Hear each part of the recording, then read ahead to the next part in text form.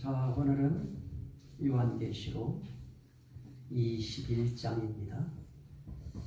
여러 때와 마찬가지로 우리는 계시록을 그 장 속에서 어떤 특별하게 눈에 띄는 그런 부분만 우리는 보는 것이 아니고 전체적으로 그 말씀을 우리가 읽고 그 속에서 답을 찾아야 될 것입니다. 자, 우린 1장부터 3장까지 어린 양 예수 그리스도의 계시와 교훈이다. 4장부터 7장까지는 어린 양 예수 그리스도의 영광과 권능이다. 8장부터 18장까지는 어린 양 예수 그리스도의 진노와 심판이다. 19장부터 22장까지는 어린 양 예수 그리스도의 승리와 왕국이다. 그런 네 가지 기둥 또 틀 속에서 우리 지금 쭉 말씀을 보아오고 있습니다. 오늘 21장도 역시 어린 양 예수 그리스도의 승리와 왕국에 대한 그런 이제 내용으로 우리가 보는 것입니다. 자, 그러면 21장 1절 말씀에 보면 또 내가 새하늘과 새 땅을 보니 그럽니다. 내가 새하늘과 새 땅을 보니 처음 하늘과 처음 땅이 없어졌고 바다도 다시 있지 않더라 그럽니다. 자, 여기서 새하늘과 새 땅을 보니 처음 하늘과 처음 땅이 다시는 있지 않았다 하는 그런 부분을 우리가 보면서 이제 비로소 새로운 세상, 새로운 시대가 열렸다 하는 것을 보게 되어집니다. 그러면서 오늘 세 가지의 단어를 이야기합니다. 처음 하늘, 또 처음 땅, 그 다음에 바다도 역시 처음 바다죠.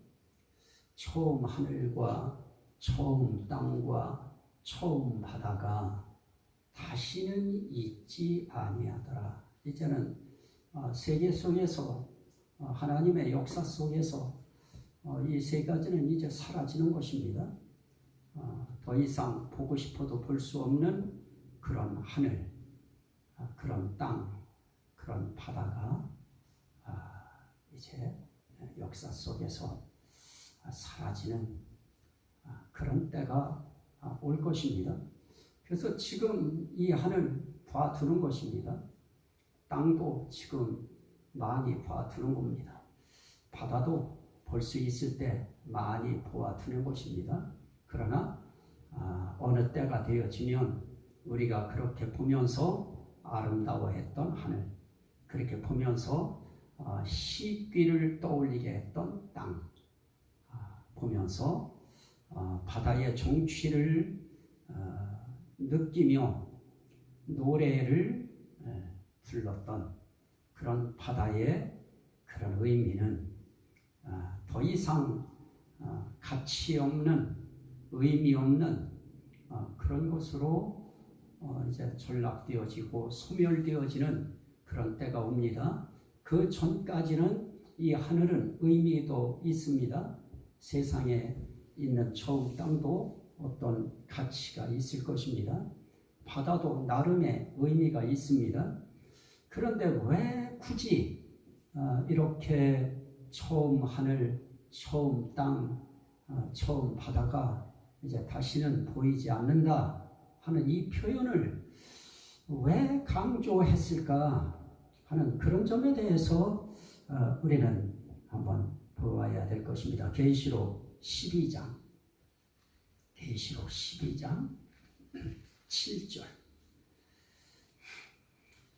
자, 계시록 12장 7절부터 8절 말씀에 보면 하늘에 전쟁이 있으니 미가엘과 그의 사자들이 용과 더불어 싸울세 용과 그의 사자들도 싸우나 이기지 못하여 다시 하늘에서 그들이 있을 곳을 얻지 못한지라 그럽니다. 이때까지만 해도 이 처음 하늘이라고 하는 이 처음 하늘은 누가 왕래할 수 있는 곳입니까? 용이라고 하는 사단이 이때까지만 해도 이 하늘이라고 하는 이 하늘의 의미를 가지고 자기들의 영역화하려고 부단히 애썼던 그런 하늘이었습니다. 그게 바로 처음 하늘이었던 것입니다. 그러나 이제 그 처음 하늘이 이제 사라져버리게 되어집니다. 자, 또 하나의 우리가 말씀을 보면 계시록 13장 11절입니다. 처음 땅에 대한 모습이 나타납니다. 13장 11절. 내가 보매 또 다른 짐승이 땅에서 올라오니 어린 양같이 두 뿔이 있고 용처럼 말을 하더라.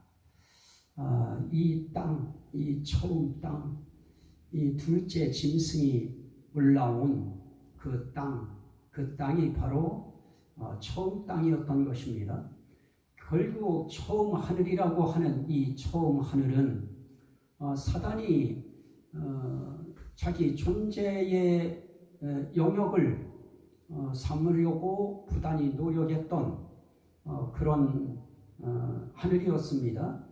이 땅이라고 하는 이 땅도 역시 둘째 짐승이라고 하는 이 짐승이 땅에서 올라온 짐승, 바로 그 짐승이 올라온 땅, 그 땅이 바로 처음 땅의 의미일 것입니다. 또 하나의 바다에 대한 의미는 계시록 13장 1절 말씀에 보면 내가 보니 바다에서 한 짐승이 나오는데 뿔이 10이요 머리가 7이라 라고 하면서 이 첫째 짐승이 나온 곳이 어디냐? 바다에서 나왔다 하는 말씀을 하고 있습니다. 결국 처음 하늘, 처음 땅, 처음 바다, 이건 결국은 악한 영, 사단, 이들의 활동 영역이었던 것입니다. 그러나 이제 새 하늘과 새 땅을 보여주심으로 이제 더 이상 마귀, 사단, 귀신들이 활동하는 무대가 역사 속에서 완전히 사라지는 것입니다. 결국 이 일은 누구의 역사인가? 이게 삼위일체 하나님의 승리의 역사인 것입니다. 승리의 하나님께서 그들이 활동할 수 있는 모든 활동 무대까지 완전히 다 소멸시켜버리시고 이제 전적으로, 질적으로, 구조적으로, 본질적으로 아주 새로운 그런 새 하늘과 새 땅을 하나님께서 펼쳐내시는 것입니다. 자, 그러면 여기서 이제 그 단락을 하나 이제 본 것입니다. 여기서도 우리는 어린 양 예수의 승리, 삼위일체 하나님의 승리, 그건 하나님이 말씀하면 역사의 세상의 무대 속에서 사단이 활동하던 흔적, 그 자취, 그 영역까지도 완전히 하나님은 깨끗이 청소해 내시고 이제 비로소 하나님이 군림하시는, 하나님이 다스리시는 그런 세계를 하나님이 이제 출현시켜 놓습니다. 자, 그러면서 이제 왜 새 하늘, 새 땅 이것이 펼쳐지나 하고 또 보니까 2절에 내가 또 보매 거룩한 성 새 예루살렘이 하나님께로부터 하늘에서 내려오니, 그럽니다. 결국 새 하늘, 새 땅도 하나님이 지으신 것입니다. 그리고 거룩한 성 새 예루살렘이 하나님께로부터 하늘에서 내려오니, 자, 이때의 하늘은 처음 하늘입니까? 새 하늘입니까? 새 하늘인 것입니다. 새 하늘에서 하나님으로부터 새 예루살렘 성이 내려오는 것입니다. 결국 새 예루살렘 성이라고 하는 것도 결국 하나님께서 만들어 주시는 것이고 하나님께서 빚어 주시는 것이고 하나님께서 지어 주신 그런 성이 되어지는 것입니다. 인간은 자기들이 세워보려고 자기들이 확장해 보려고 자기들이 만들어 보려고 그렇게 바벨론 성을 쌓아왔습니다. 그걸 우리는 음녀의 성이다 이렇게 우리는 이제 계시록을 통해서 봤습니다. 그 음녀의 성도 다 무너지고 이제 영원히 무너지지 않는 하나님의 거룩한 성, 새 예루살렘 성, 하나님이 지으시는 성, 이 성만이 어떻습니까? 거룩한 성이 되어지는 것입니다. 사람이 세우고 사람이 만들려고 했던 그 바벨탑으로부터 시작해서 이 음녀 바벨론 성이라고 하는 이 모든 이런 성들은 거룩하지 못합니다. 그건 더러운 것이고 추한 것이고 거룩지 못한 그런 인간의 성일 수밖에 없습니다. 그러나 이제 하나님의 성, 거룩한 성, 바벨론 성과 완전 분리되고 구별되어지는 유일한 하나님의 거룩한 성, 새 예루살렘 성이 하나님에 의해서 내려옵니다. 그런데 그 모양이 얼마나 아름다운지 그 준비한 것이 신부가 남편을 위하여 단장한 것 같더라 그럽니다. 단장이라고 하는 것도 아무리 세상의 바벨론 성을 아름답게 치장하고 단장해도 하나님 눈으로 볼 때 그건 역겨운 것입니다. 그건 더럽고 추악하고 악하고 거기에는 귀신의 영이 득실거리는 아주 더러운 곳입니다. 우리 예수님이 이 땅에 오셔서 귀신에 대해서 아주 불렀던 그 호칭 하나가 있습니다. 더러운 귀신아. 이게 아예 대명사입니다. 귀신을 일컬어서 예수님은 한 번도 그 호칭을 깨끗하게 본 적 없습니다. 정상적으로 보신 적 없습니다. 다 더러운 귀신아, 더러운 귀신, 더러운 귀신. 성경은 그 귀신의 그 존재를 더럽게 보셨습니다. 결국 그 더러운 귀신의 초소였던 이 음녀 바벨론 성이라고 하는 이 의미는 아주 더러운 것입니다. 거기에 비해서 하나님이 지으시는 성은 거룩한 성인 것입니다. 그런 바벨론 성과는 차별화된 비교도 할 수 없는 비교 상대가 안 되죠. 그것은 절대적인 성이 하늘로부터 이제 내려오는데 남편을 위하여 단장한 것 같더라 그럽니다. 물론 세상의 그 음료도 얼마나 꾸몄습니까? 아주 아름답게 치장을 하고 보석으로 꾸미고 그렇게 다 해도 결국 그 성의 주인이라고 하는 자가 아무리 꾸미고 가꾸고 단장을 해도 그 속에 주인이 더러우면 그가 존재하는 그 성 자체도 더럽고 추하고 악한 곳일 수밖에 없는 것입니다. 하지만 거룩한 하나님께서 계시는 이제 새로운 성, 이 성은 거룩한 성일 수밖에 없는 것입니다. 자, 그 의미입니다. 그때 음성이 하나 들려옵니다. 어디서 음성이 들려옵니까? 3절에 내가 들으니 보좌에서 큰 음성이 나서 이르되 보라 하나님의 장막이 사람들과 함께 있음에 하나님이 그들과 함께 계시리니. 자, 여기에서 보좌에서 큰 음성이 났다고 했을 때에 보좌에서 나는 음성, 그러면 우리는 하나님의 음성 이렇게 생각을 우리는 하게 되어지는데요. 그런데 오늘 이 말 단어 이 자체를 보면 하나님의 음성이라기보다는 보좌에서 나는 음성이 있는 것입니다. 보좌에서 나는 음성은 비단 여기에서 한번 나온 것이 아니고 보좌에서 나오는 음성들이 있었습니다. 이게 영의 세계의 신비함입니다. 우리가 생각할 때는 저 앉는 의자에서 무슨 소리가 나냐? 우리 그렇게 생각할지 모릅니다. 그러나 영의 세계에서의 그것은 얼마든지 들려올 수 있습니다.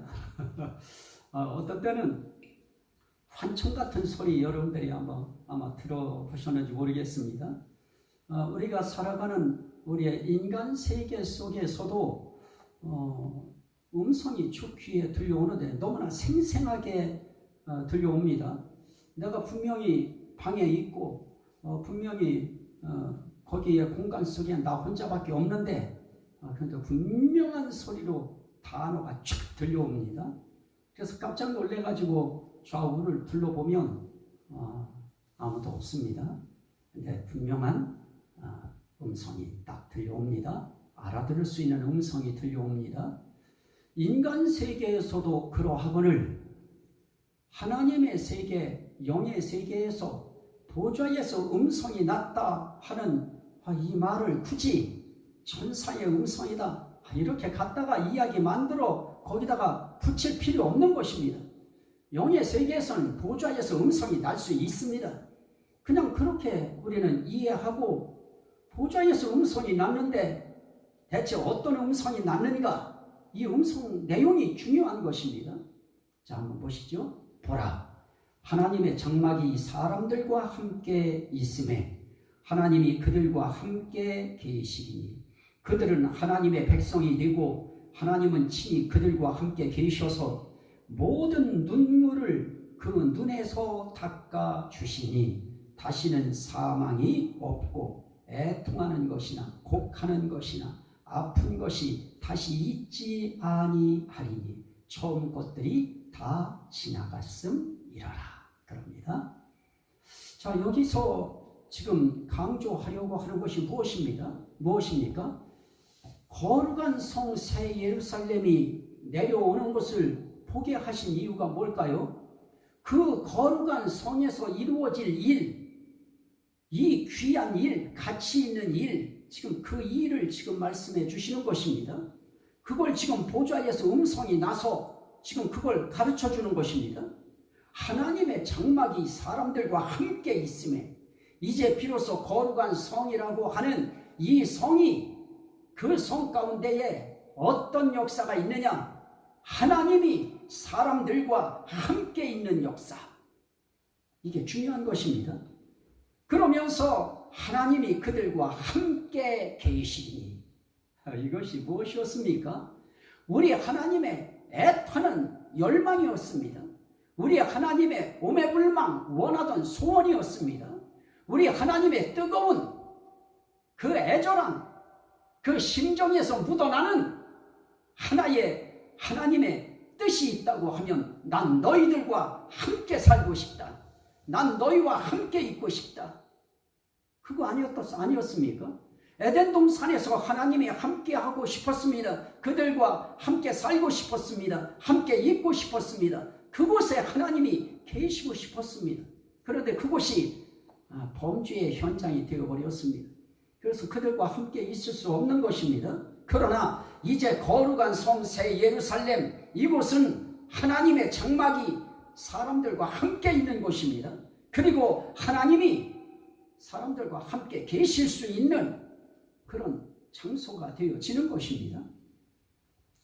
그래서 그들은 하나님의 백성이 되고 하나님은 친히 그들과 함께 계셔서 그럽니다. 여기에 임마누엘의 뜻이 여기서 성취되어집니다. 그래서 성경은 그 임마누엘 언약이 여기에서 성취되어지는 것을 지금 선언하는 것입니다. 자, 한번 보실까요? 레위기 26장. 레위기 26장. 레위기 26장 11절 12절.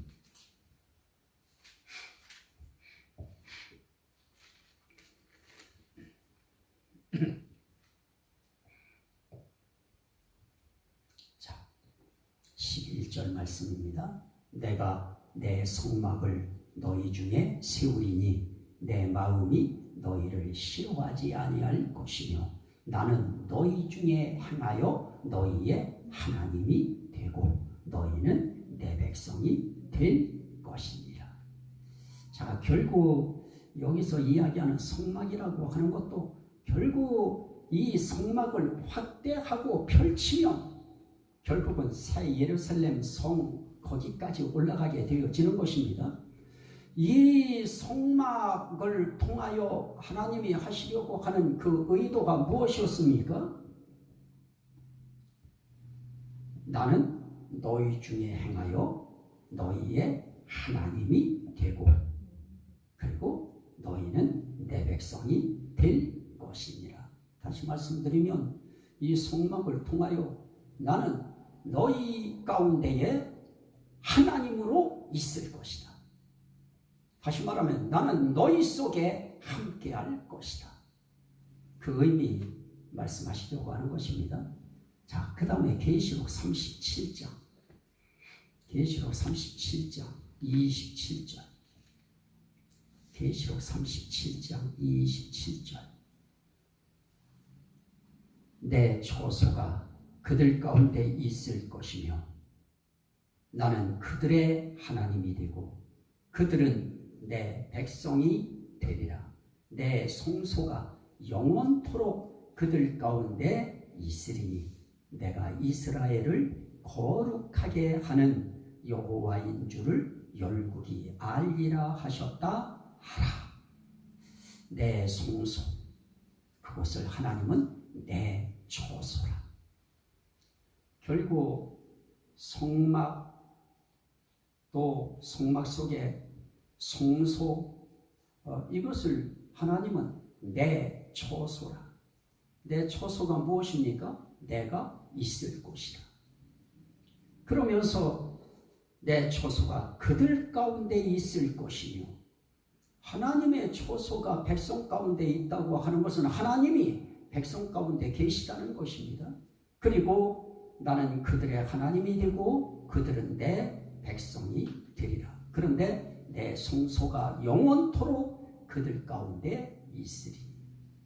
자, 모형과 그림자로 표현되어지는 이러한 성소, 성막, 성전, 이런 의미들이 하나님은 거기에 영원히 함께 있고 싶으신 그 하나님의 그 마음과 뜻이 사람들의 범죄로 인하여 또 그로 인한 하나님의 징벌로 인하여 그 성막이 존재하지 못하게 되어지고 하나님의 존재 초소가 상실되어지는 그런 것을 반복하다가 이제 결국 거룩한 성 새 예루살렘에 이르렀을 때에 이제 비로소 거기서 하나님은 영원히 여기가 내 초소라, 너희와 함께 있을 곳이다. 그래서 나는 너희의 하나님이 되고 너희는 내 백성이 되리라 하는 이 언약을 여기서 성취하시는 것입니다. 자, 또 하나를 볼까요? 스가랴 8장. 스가랴 8장. 스가랴서 8장.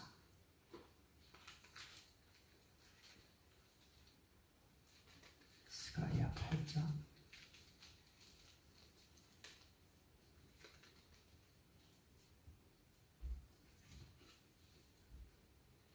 자, 7절부터 8절입니다. 만군의 여호와가 이같이 말하노라. 보라, 내가 내 백성을 해가 뜨는 땅과 해가 지는 땅에서부터 구원하여 내고 인도하여다가 예루살렘 가운데에 거주하게 하시리니 그들은 내 백성이 되고 나는 진리와 공의로 그들의 하나님이 되리라. 이제 비로소 세상 속에 예루살렘이라고 하는 이런 지대, 이런 지역, 이런 공간, 이런 것을 통하여 하나님은 무엇을 말씀하려고 하시는가? 거기서 나는 그들의 하나님이 되고 그들은 내 백성이 되게 할 것이다. 이 중요한 언약, 다시 말하면 나는 너희와 함께 있으면서 나는 너희의 하나님이 되고 되고 너희는 내 백성이 될 것이라고 하는 이 언약을 세워주시고 그 언약을 비로소 완성시키시는 곳이 이 새 예루살렘 성, 거룩한 성이 되어지는 것입니다. 거기에 하나님은 친히 그들과 함께 계셔서, 요한계시록 21장 다시 돌아옵니다. 그들은 하나님의 백성이 되고 하나님은 친히 그들과 함께 계셔서 모든 눈물을 그 눈에서 닦아 주시니. 자, 이렇게 나는 너희들과 함께 있을 것이다. 영원히 너희들과 함께 있기를 원한다. 그래서 성전이 내 처소다. 성막이 내 처소다. 성소가 내 처소다. 내 처소 속에 내가 있을 것이다. 그것을 언약하시고 예고하신 그 역사의 현장이 바로 요한복음 1장 14절에서 이루어집니다.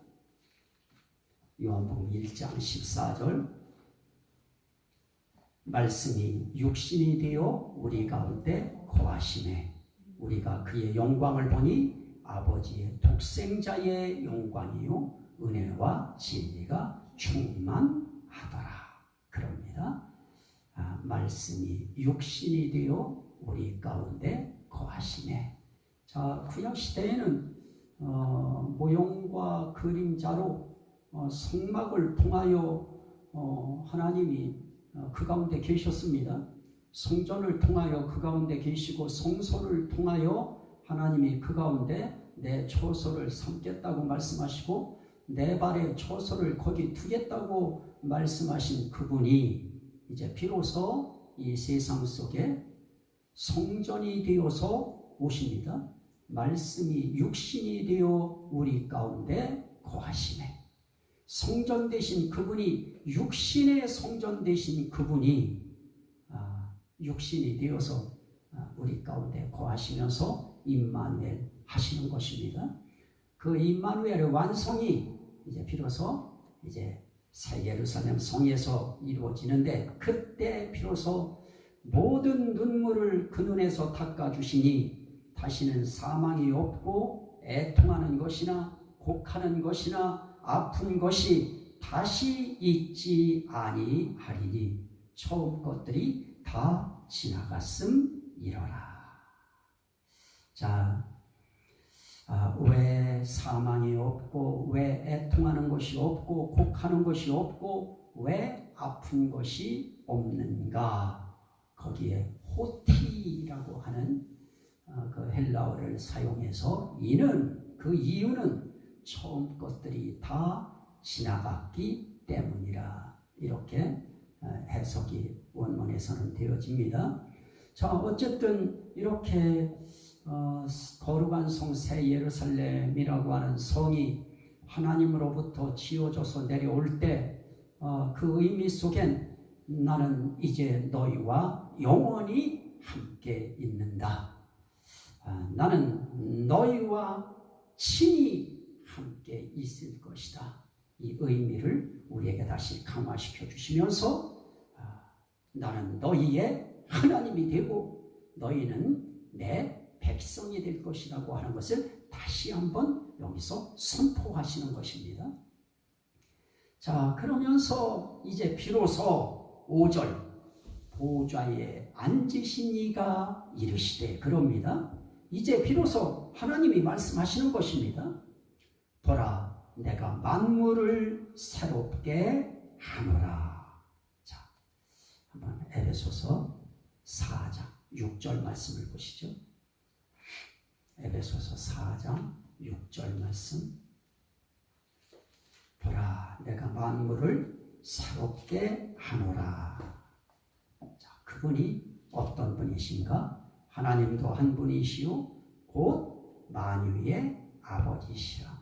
만유 위에 계시고 만유를 통일하시고 만유 가운데 계시도다. 이렇게 만유의 아버지이신 분이 또 만유 위에 계시고 만유 가운데 계시고 그 만유를 통일하시는 분이 내가 만물을 새롭게 하노라 하고 이 하나님이 내가 만물 새롭게 하겠다. 만물의 하나님이 만물을 새롭게 하겠다고 하면 새로워지는 것입니다. 이거는 형태만 새로워지는 것이 아니고 본질적으로 새로워지는 것입니다. 그래서 사실은 이 만물들이 지금 탄식하면서 이 피조물들이 다 뭐하고 있습니까? 하나님의 아들들의 자유에 이르는 그 현장을 사모하고 그걸 지금 고대하고 바라보고 있는 것입니다. 자, 한번 또 말씀을 보실까요? 로마서 8장. 로마서 8장.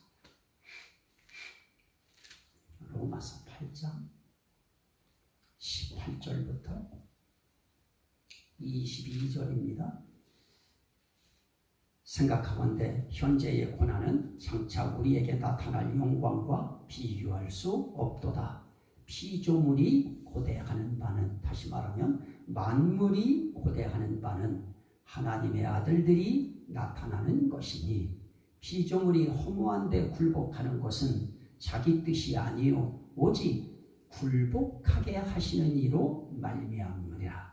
그 바라는 것은 피조물도 썩어짐의 종로로 당돼서 해방되어 하나님의 자녀들의 영광의 자유에 이르는 것이니라. 피조물이 다 이제까지 함께 단식하며 함께 고통을 겪고 있는 것을 우리가 아느니라. 우리는 막 새가 치저긴다, 새가 노래한다, 막 꽃이 빵긋빵긋 웃는다. 그런데 사실 빵긋빵긋 웃는 것도 아니고 새가 노래하는 것도 아니고 그들은 탄식하는 것입니다. 그들은 아파하는 것입니다. 그들은 고통을 겪고 있는 것입니다. 언제까지? 바로 내가 만물을 새롭게 하노라 하는 선언이 떨어지는 그 순간까지 그들은 고통하고 그들은 정말 탄식하고 그렇게 있는 것입니다. 그러기에 그들이 바라는 것이 무엇입니까? 하나님의 자녀들의 영광의 자유에 이르는 것. 하나님의 자녀들이 영광의 자유에 이를 수 있으려고 하면 그 현장은 어딘가? 이 세상에서는 영광의 자유를 누릴 수 있는 현장 없습니다. 거룩한 성, 새 예루살렘 성, 거기서만 영광의 자유를 만끽할 수 있는 것입니다. 그날이 오면 자기들도 그 영광의 자유에 이르를 수 있기 때문에 순서가 있는 것입니다. 다 그 순서에 의하여 하나님의 자녀들이 영광의 자유에 이르는 날 우리도 새로워진다. 우리도 종노릇하면서 해방된다. 그러니 우리가 기대하고 바라봐야 될 그 징조의 그 현장, 그날이 언제냐? 하나님의 자녀들이 영광의 자유에 이르는 날이다. 그건 어디서 이루어져요? 거룩한 성, 새 예루살렘 성에서 이루어진다. 지금 그것을 이야기하는 것입니다. 그러면서 말씀합니다. 이 말은 신실하고 참되니 기록하라. 이거 진짜다. 이거는 참이다. 이거 기록해라. 이렇게 될 것이다. 그러니 이거 기록해서 가서 전해라. 지금 탄식하고 고통하고 아파하고 힘든 그런 피조물들 가운데 너희들도 내 이름 때문에 또 내 말씀 때문에 내 계명 때문에 너희도 세상 속에서 박해를 받고 협박을 당하고 어려움을 당하고 고통당하는 거 안다. 이거 가서 전해라. 이 날이 반드시 올 것이다. 그러면 영광의 자유에 이르는 그날이 반드시 온다. 지금 그거 이야기해 주시는 것입니다. 자, 이렇게 만물을 새롭게 하실 뿐만 아니라 사람들에게 장막을 쳐주셔서 하나님이 되어주시고 눈물을 씻어주시고 그들과 친히 함께 계셔주시는 이것이 삼일체 하나님의 승리일 것입니다. 그리고 만물을 새롭게 하시는 이 역사를 선포하시는 이 하나님의 승리는 만물을 새롭게 하는 것으로도 나타나는 것입니다. 그 누구도 만물을 새롭게 해주지 못했습니다. 오히려 피조물이라고 하는 피조물들을 고통하게 하고 탄식하게 했습니다. 하지만 이제 하나님이 다시 말하면 보좌에 앉으시니가 만물을 새롭게 하십니다. 그리고 친히 함께 사람들과 계셔 주시는 것입니다. 자기 사람들과 계셔 주시는 것입니다. 그러면서 6절에 말씀합니다. 또 내게 말씀하시되 이루었도다. 이때에 이루었도다 하는 것은 하나님께서 창조부터 가지고 계시던 임마누엘의 그 언약을 이루었다. 내가 너희와 영원히 함께 있겠다고 한 그 언약, 그거 내가 지금 성취했다. 내가 갖고 있던 이제 모든 구원의 그 섭리, 그 뜻이 이제 이루어졌다. 결국은 그 모든 완전한 영광의 자유에 하나님의 백성들을 이르게 하고 참으로 모든 피조물들을 새롭게 하고 이렇게 할 수 있는 능력과 권한은 그건 하나님에게 있는 것입니다. 삼위일체 하나님만이 할 수 있는 고유의 능력이고 권한인 것입니다. 이걸 누가 해주겠습니까? 용이 해주겠습니까? 아니면 짐승들이 해주겠습니까? 이걸 누가 해주겠습니까? 하나님만이 할 수 있는 것입니다. 그리고 말씀합니다. 나는 알파와 오메가요 처음과 마지막이라. 이것은 이사야 44장 6절, 48장 12절 다 거기서도 나는 처음이요 나중이라 이미 다 예고하셨던 것입니다. 나는 알파와 오메가요 처음과 마지막이라. 처음과 마지막인 내가 이루었다. 그리고 말씀합니다. 내가 생명수 샘물을 목마른 자에게 값없이 주리니 이기는 자는 이것들을 상속으로 받으리라. 나는 그의 하나님이 되고 그는 내 아들이 되리라. 자, 여기서 이것들을 상속으로 받으리라 라고 이야기할 때 그 1차적인 상속은 새 예루살렘 성입니다. 그리고 또 하나의 상속이 있다고 하면 우리와 친히 함께 계시는 하나님을 상속받는 것입니다. 그리고 만물을 새롭게 하신다고 할 때 그 만물의 새롭게 함 속에 하나님께서 우리를 어떻게 하십니까? 하나님께서 우리를 자기 백성 삼으시고 그리고 말씀합니다. 나는 그의 하나님이 되고 그는 내 아들이 되리라. 아들의 신분을 상속받는 것입니다. 딸의 신분을 상속받는 것입니다. 하나님 앞에 상속받는 것 가운데 새 예루살렘 성을 상속받고 하나님을 상속받고 그리고 자유의 영광의 자유를 상속받고 그게 만물이 새롭게 되는 것이죠. 그리고 우리는 아들이라고 하는 딸이라고 하는 이 자녀의 신분을 상속받습니다. 그게 바로 유업인 것입니다. 이것을 상속으로 받으리라. 나는 그의 하나님이 되고 그는 내 아들이 되리라. 이거 참된 것이다. 이거 신실한 것이다. 이거 기록해라. 기록하라고 하는 의미는 이거 기록해서 간직하라가 아닌 것입니다. 기록한 이대로 너희에게는 이렇게 상속받을 것이 있다. 이거 진짜다. 그러니 조금 더 참아라. 조금 더 이겨라. 이기라는 것입니다. 그래서 이기는 자는 이것들을 상속으로 받으리라. 우리가 이기는 것은 물리적으로 이기는 것이라기보다는 믿음으로 이기는 것입니다. 우리의 승리는 이것이니 곧 믿음이니라 그럽니다. 세상을 이기는 우리의 승리에 아주 유일한 무기가 있다고 하면 예수 그리스도를 믿는 믿음인 것입니다. 이 믿음으로 우리는 이기는 자가 되어집니다.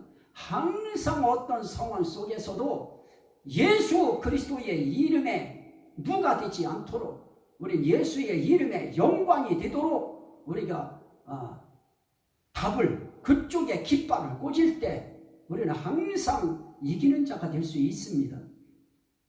그러나 두려워하는 자들과 믿지 아니하는 자들과 흉악한 자들과 살인자들과 음행하는 자들과 점술가들과 우상숭배자들과 거짓말하는 모든 자들은 불과 유황으로 타는 못에 던져지리니 이것이 둘째 사망이라. 예루살렘 성을 거쳐서 영원한 나라에 우리가 유업으로 들어갈 수 있다고 하는 것, 이것만 생각해도 우린 정말 너무 감사해서 매 순간 우리는 하나님 앞에 찬양해야 될 것입니다. 고마운 마음 정말 잊지 말아야 될 것입니다. 자, 그리고 난 다음에 또 하나의 이제 장면이 펼쳐집니다. 9절입니다.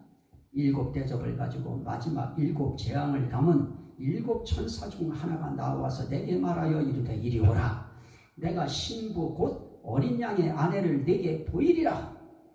여기에서 마지막 7재앙을 담은 7천사 중 하나, 그게 누구냐? 알 거 없어요. 뭐를 말하려고 하느냐가 중요합니다. 내가 신부 곧 어린 양의 아내를 내게 보이리라. 자, 비로소 이제 어린 양의 아내, 이거 얼마나 사람들이 궁금할까요? 사도 요한에게 있어서 어린 양의 아내, 예수 그리스도의 아내가 대체 누구일까? 얼마나 궁금할까요? 그랬더니 성령으로 나를 데리고 크고 높은 산으로 올라가 하나님께로부터 하늘에서 내려오는 거룩한 성 예루살렘을 보이니, 그럽니다. 어린 양의 신부, 어린 양의 아내를 보여준다고 하더니 다 높은 산에 올라가서 보니까, 이야, 거룩한 성 새 예루살렘이 쫙 펼쳐져 있는 것이 보여지는 것입니다. 결국 우리는 여기서 하나의 교훈을 찾게 되어집니다. 우리가 그렇게 구약에서부터 참 예루살렘에 대해서 예루살렘 성, 또 아브라함이 성으로 보도록 보여주셨던 성, 그뿐이겠습니까? 그 보여준 그런 거에 있어서는 어떨 때는 모세에게는 성막으로 보여주시고, 이렇게 스가랴 선지자, 에스겔 선지자, 또 이사야 선지자, 이들에게 보여주셨던 그러한 예루살렘 성이라고 하는 이런 곳들이 이런 것이었구나 하는 것이 바로 거기에서 이제 문제가 풀려지는 것입니다. 그게 바로 무엇이냐? 새 예루살렘 성이다. 그럼 결국 어린 양 예수 그리스도의 신부가 바로 어린 양 예수 그리스도의 아내가 새 예루살렘 성이었다 라고 하는 그런 진리를 우리가 도출해낼 때, 결국 그러면 이 성이 무엇이었는가? 그게 바로 하나님의 교회였구나 라고 하는 것을 우리는 알게 되어집니다.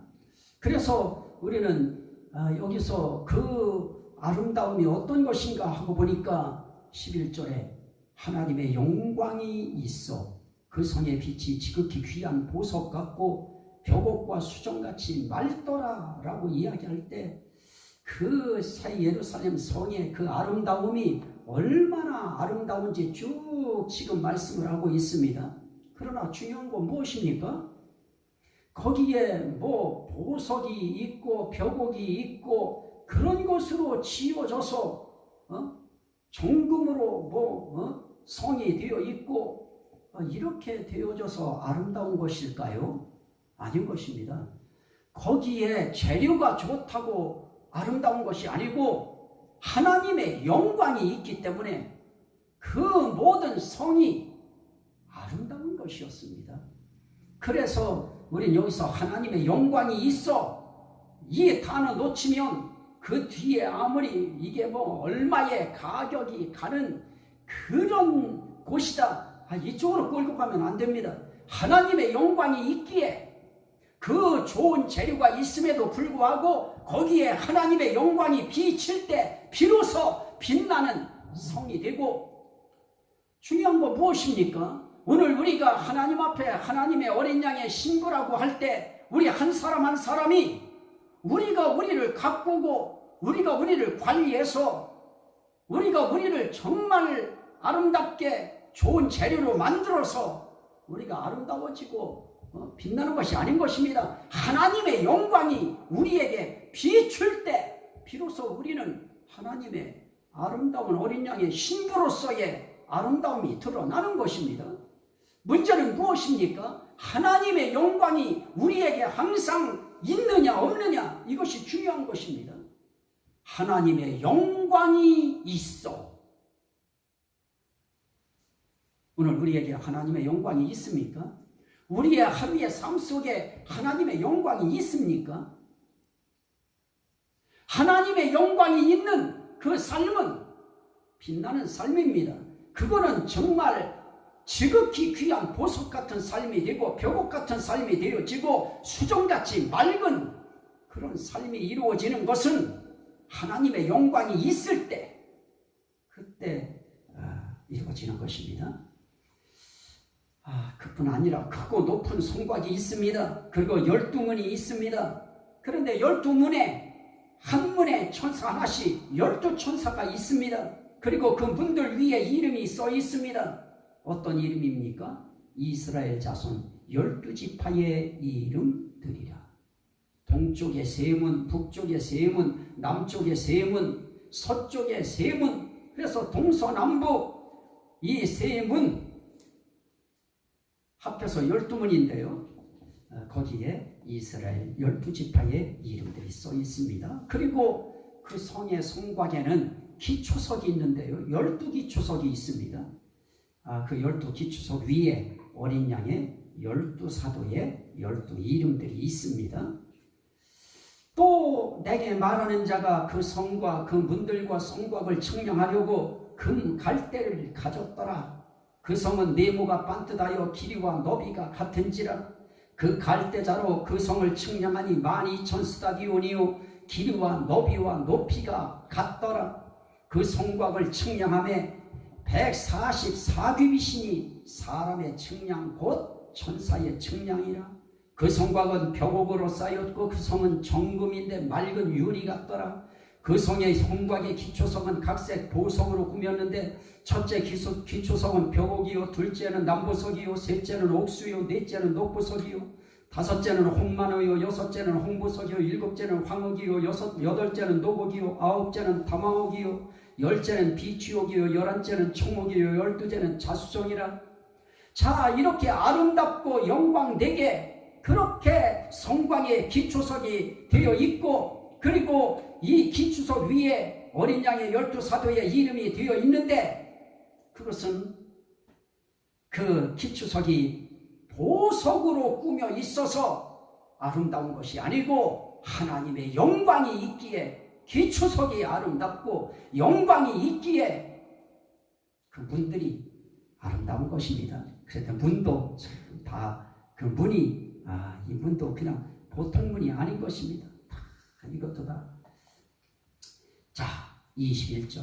그 12문은 12진주니 문도 다 진주로 되어 있어요. 진주문이에요. 각 문마다 한 개의 진주로 되어 있고, 그러니까 12개의 진주가 12문을 이루어 놓는 것입니다. 진주로 만든 문이고, 그리고 성의 길은 맑은 유리 같은 정금이더라.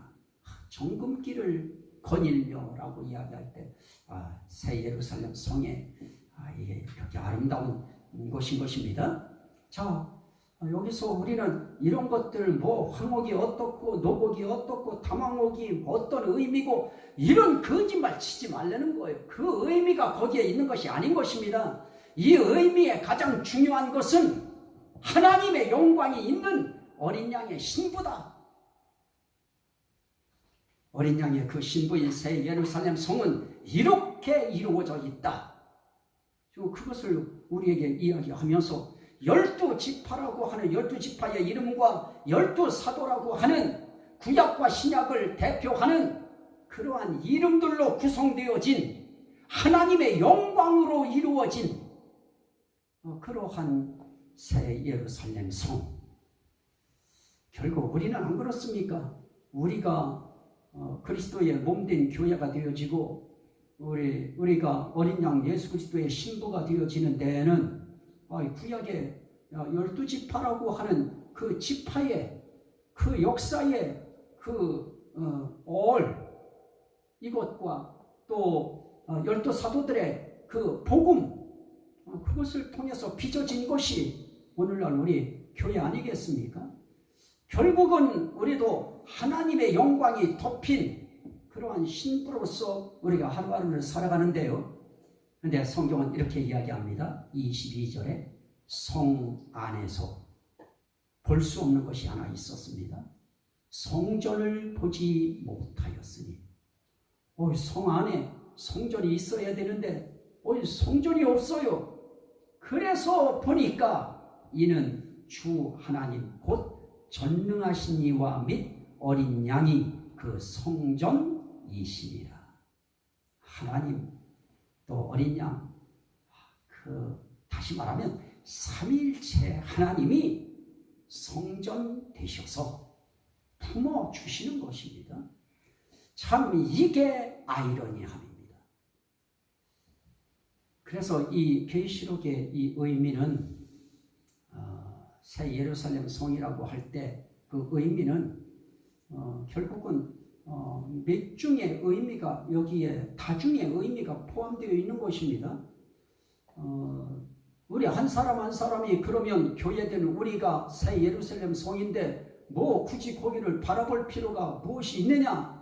그것은 마치 천국에 대해서 이야기할 때 현재적인 천국과 미래적인 천국을 이야기할 때 우리 속에 천국이 이루어진 그 천국만 이야기하는 것과 똑같습니다. 미래적인 천국을 이야기하지 아니하고 현재적인 천국만 이야기하면 그것도 반밖에 답이 안 됩니다. 어차피 이 의미 속에는 새 예루살렘 성은 이것도 다중의 의미가 있습니다. 그러나 크게 우리가 이야기할 때 이곳은 장소적인 새 예루살렘 성이면서 곧 우리 자신들을 상징하는 그런 성이다 라고 할 때 우리 한 사람 한 사람의 신분과 가치는 엄청나게 고귀한 것입니다. 그래서 하나님의 백성의 가치는 놀라운 것입니다. 그래서 우리는 가볍게 여겨서는 안 될 것입니다. 한 사람 한 사람, 성도 한 사람 한 사람, 거기에 주의 종 한 분 한 분, 이 하나님의 이 신부의, 어린 양의 신부의 가치는 엄청난 것입니다. 그래서 소중하게 대해야 되고 귀하게 여겨야 되고 존귀하게 여겨야 되는 것입니다. 자, 그 성은 해나 달에 비침이 쓸데없으니 그 이유가 무엇입니까? 이는 하나님의 영광이 비치고 어린 양이 그 등불이 되심이라. 하나님의 영광이 있기에 그 성은 밝고 찬란한 것입니다. 어린 양이 등불 되어 주시기에 어두움이 없는 것입니다. 우리도 마찬가지입니다. 하나님의 영광, 어린 양의 등불의 역사, 이 역사가 우리와 함께하면 우리는 영광 있는 빛이 있는 자가 되어지는 것입니다. 그래서 우리가 하나님의 삼위일체 하나님을 모신 자가 되어져야 비로소 우리는 영광을 드러낼 수 있고 빛이 되어지고 광채가 되어지는 것입니다. 만국이 그 빛 가운데로 다니고 땅의 왕들이 자기 영광을 가지고 그리로 들어가리라. 결국은 하나님 앞에서 정말 하나님이 장막을 펼쳐주시고 네가 내 자녀다, 내 백성이다 말씀하신 바로 거기, 바로 그들이 하나님 앞에서 만국이 되어지고 땅의 왕들이 되어집니다. 자, 계시록 20장 4절 말씀 보면 또 내가 보좌를 보니 거기에 앉은 자들이 있어 심판하는 권세를 받았더라. 또 내가 보니 예수를 증언함과 하나님의 말씀 때문에 목배임을 당한 자들의 영혼과 그리고 그 우상에게 경배하지 아니하고 그리고 그의 표를 받지 아니한 자들이 살아서 그리스도와 더불어 1000년 동안 왕 노릇하니 바로 이 1000년 동안 왕노릇하는 바로 그들이 땅의 왕들이 되어서 자기 영광을 가지고 그리로 들어가리라. 그래서 결국은 예수 그리스도의 이름 때문에 또 하나님의 말씀 때문에 하나님 앞에서 순교의 삶을 산 영혼들, 저와 여러분들의 오늘의 이 삶 자체가 순교의 삶인 것입니다. 오늘 우리가 복음 전하는 주의 종으로서 이 악한 세상 속에서 주의 일을 한다는 자체가 우리는 순교의 영을 받아서 지금 사역하고 있는 것입니다. 우리들이 바로 그 왕이 되어서 영광을 가지고 그리로 들어가리라. 자기 영광이 어떤 영광입니까? 하나님께서 주신, 그래서 내 소유 삼은 영광 아니겠습니까? 그리고 낮에는 성문들을 도무지 닫지 아니하리니 거기에는 밤이 없음이라. 사람들이 만국의 영광과 존귀를 가지고 그리로 들어가겠고 무엇이든지 속된 것이나 가증한 일 또는 거짓말하는 자는 결코 그리로 들어가지 못하되 오직 어린 양의 생명책에 기록된 자들만 들어가리라. 그래서 여기에 땅의 왕들이 그곳에 들어가리라고 이야기할 때 그들은 다른 말로 한마디로 집약시키면 어린 양의 생명책에 기록된 자들, 그들이 왕이 되어서 하나님이 자기들에게 주신 그 고유한 각자에게 주신 자기 영광을 가지고 그리로 찬양하며 들어갈 것입니다.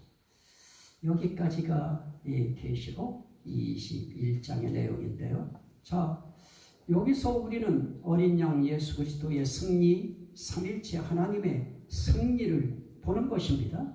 자, 하나님이 성전이 되어 주시고 하나님이 빛이 되어 주시고 등불이 되어 주시고 그래서 그 하나님이 쳐주신 그 장막의 성에 자기 백성들이 들어갈 수 있도록 그렇게 해주셔서 그들의 눈에서 눈물을 씻어주시는, 그게 바로 자기 백성의 승리에서 머무는 것이 아니고 결국은 하나님의 승리인 것입니다. 삼일체 하나님의 승리입니다.